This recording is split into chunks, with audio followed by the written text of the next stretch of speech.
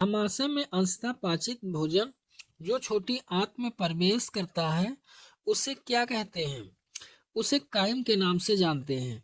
देखिए, जब आमाशय में भोजन पच जाता है तो आमाशय में भोजन पचने के बाद वह काइम के रूप में कन्वर्ट हो जाता है, फिर यह छोटी आंत में इंटर करता है। मनुष्यों में छोटी आंत की लंबाई लगभग कितनी होती है? तो छोटी आंत की लंबाई लगभग 6 मीटर के आसपास होती है। छोटी आंत का सबसे पहला और सबसे छोटा भाग कौन सा है? डेडुनम जो है यह छोटी आंत का सबसे पहला और छोटा भाग होता है। देखिए, छोटी आंत में 3 भाग होते हैं, जिसमें सबसे पहले डेडुनम होता है, उसके बाद जेजुनम होता है, फिर लास्ट में इलियम लगा रहता है। तो छोटी आंत के 3 भाग है, जिसमें पहला सबसे पहले भाग डेडुनम होता है जो छोटा और सबसे पहला भाग होता है। मानव शरीर में डेडुनम की आकृति अंग्रेजी के किस अक्षर जैसी होती है? तो यह अंग्रेजी के सी अक्षर के साइज के जैसा दिखाई देता है। मानव शरीर में खाना का सबसे अधिक पाचन कहाँ पर होता है? स्टमक में, लार्ज इंटेस्टाइन में, या स्मॉल इंटेस्टाइन में, या बकल कैविटी में?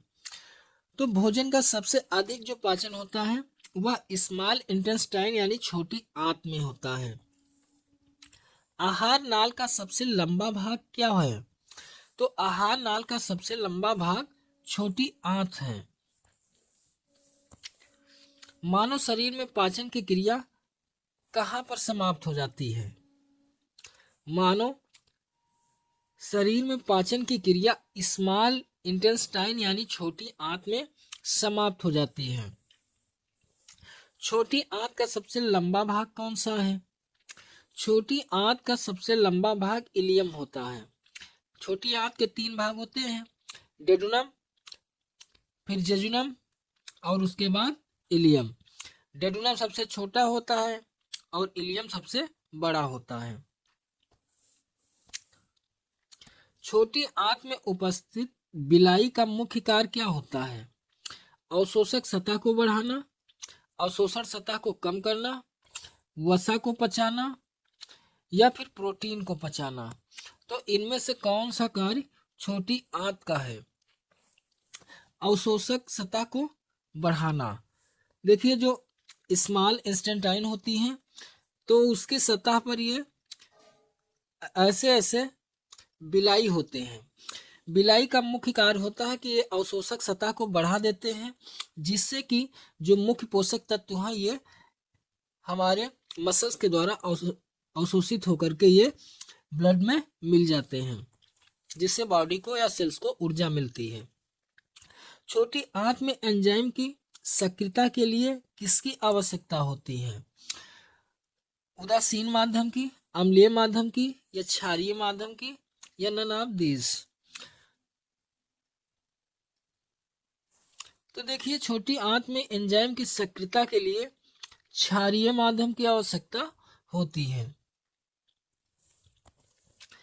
बड़ी आंत का कौन सा भाग छोटी आंत इलियम से जुड़ा होता है? रेक्टम, कोलम, या सीकम? तो सीकम जो होता है यह बड़ी आंत का भाग है जो छोटी आंत के अंत में इलियम से जुड़ा रहता है। अवशेषी अंग अपेंडिक्स, जिसकी रचना एक उंगली जैसी होती है, किसका भाग है? यानी अपेंडिक्स हमारी बॉडी में ये एक अवशेषी रंग के रूप में है, तो ये किसका भाग है? बड़ी आंत के सीकम का भाग है। इसका कोई काम नहीं रहता। पहले या लोगों में जो अपेंडिक्स होती थी यह सेलुलोज के पाचन के लिए होती थी, लेकिन जैसे जैसे मानव का विकास हुआ लास्ट में सेलुलोज के पाचन के रूप में अब जरूरत बॉडी में नहीं, तो यह अवशेषी अंग के रूप में हमारे शरीर में विद्यमान है। भोजन को वापस बड़ी आंत से छोटी आंत में जाने से कौन रोकता है? इलियोसिकल वाल्व पाए जाते हैं, यानी भोजन को वापस बड़ी आंत से छोटी आंत में जो इलियोसिकल वाल्व हैं ये बंद हो जाते हैं, जिससे छोटी आंत में नहीं पहुंच पाता है।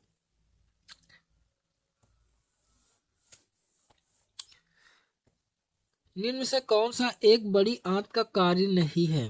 भोजन का पाचन, जल का अवशोषण, खनिज और औषध का अवशोषण या श्लेष्म यानी म्यूकस का स्राव। भोजन का पाचन ये बड़ी आंत का कार्य नहीं है, बाकी जल का अवशोषण करता है, खनिज और औषध का भी अवशोषण करता है, श्लेष्म म्यूकस का भी ये स्राव करता है, जबकि भोजन का पाचन लार्ज इंटेस्टाइन में नहीं होता है।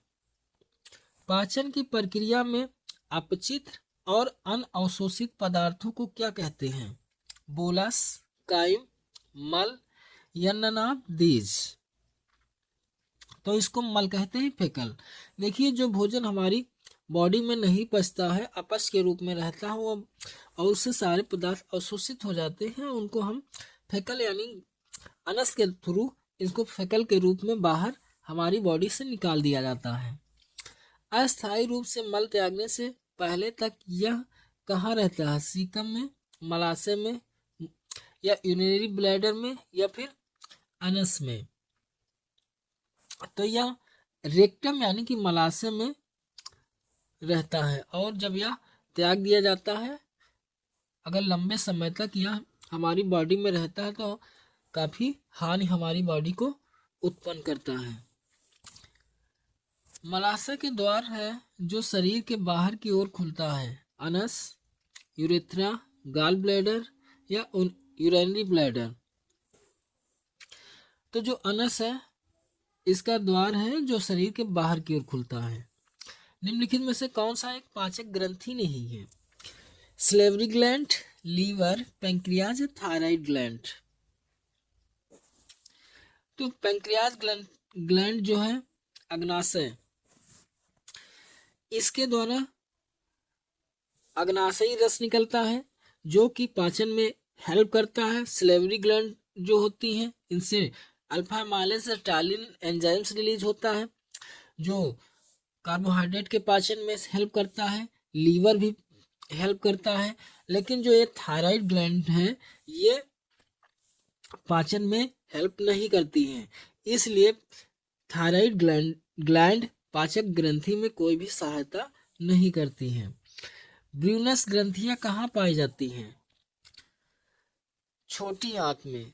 ब्रूनस जो ग्लैंड होती हैं ये स्मॉल इंटेस्टाइन में पाई जाती हैं। प्रोटीन और वसा का पाचन कहाँ पर नहीं होता है? डिडनम में, स्टमक में, बकल कैविटी या अलाब्दिस।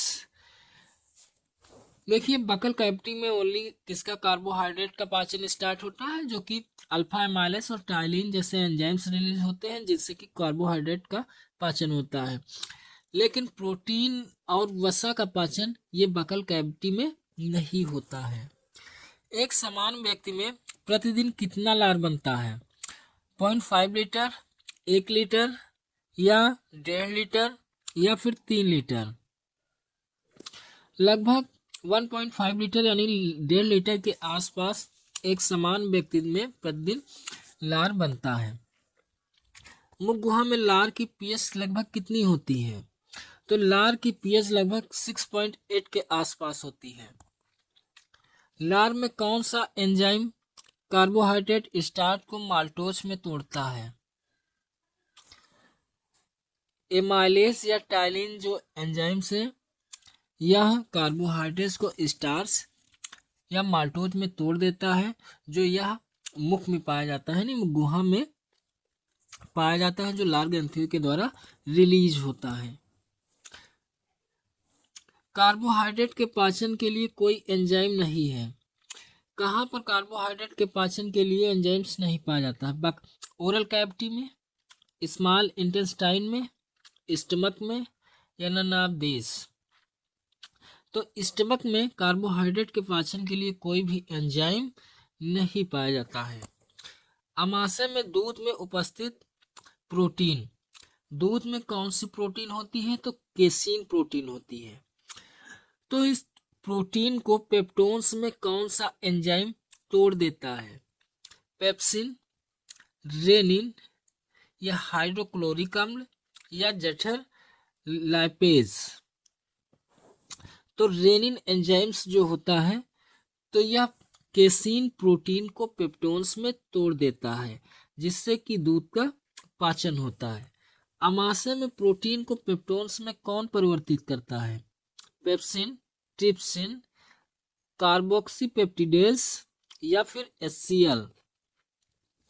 तो पेप्सिन, देखिए यह पेप्सिन जो है यह प्रोटीन पाचक एंजाइम्स है जो कि प्रोटीन को पेप्टोन में कन्वर्ट कर देता है जिससे प्रोटीन का पाचन हो जाता है। कौन से मानव शरीर के लीवर के संदर्भ में सही नहीं है? लीवर सबसे बड़ी ग्लैंड है और इसका वजन 1.5 से 2 kg तक होता है। यह पित्त रस को रिलीज करती है और ट्रिप्सिन नामक एंजाइम को रिलीज करता है। तो कौन सा इसके संबंध में गलत है? तो ऑप्शन डी, यानी यह ट्रिप्सिन नामक एंजाइम्स को रिलीज नहीं करता है। पित्त रस कहाँ रिलीज होता है, कहाँ स्रावित होता है? तो यह पित्ताशय में यानी अग्नाशय में, स्टमक में, लीवर में या स्मॉल इंटेस्टाइन में। तो पित्त रस लीवर के द्वारा स्रावित होता है। यकृत द्वारा स्रावित पित्त रस स्थायी रूप से कहाँ संचित रहता है? तो यह गाल ब्लैडर यानी पित्ताशय में संचित रहता है। मनुष्य में पित्त के संदर्भ में कौन सा सही नहीं है? पित्त का pH 6.7 से 8.4 होता है। यह प्रतिदिन 600 ml से 1 लीटर तक बनता है। इसके पास कोई एंजाइम नहीं होता है। यह वसा का पायसीकरण नहीं करता है। तो पित्त का जो काम होता है इसका pH 7.7 से 8.4 होता है, सही है। यह 600 मिलीलीटर से 1 लीटर तक बन जाता है, ये भी सही है पर डे। इसके पास कोई एंजाइम भी नहीं है। यह वसा का पायसीकरण नहीं करता है, गलत है, वसा का पायसीकरण करता है। निम्न में से क्या पित्त रस में पाया जाता है? Water, bile pigment, sodium bicarbonate या ऑल ऑफ दिस। तो पित्त रस में क्या क्या पाए जाते हैं? सभी चीजें पित्त रस में। वाटर होता है, बाइल पिगमेंट भी होता है जो पीले कलर का होता है, सोडियम बाइकार्बोनेट भी पाया जाता है, यानी सारी चीजें इसमें पाई जाती हैं। निम्न में से किसमें बिल्रुबिन नामक वर्णक पाया जाता है? जठर रस में, पित्त रस में, आंत रस में या फिर अग्नाशय रस में। तो किसमें बिल्रुबिन पाया जाता है?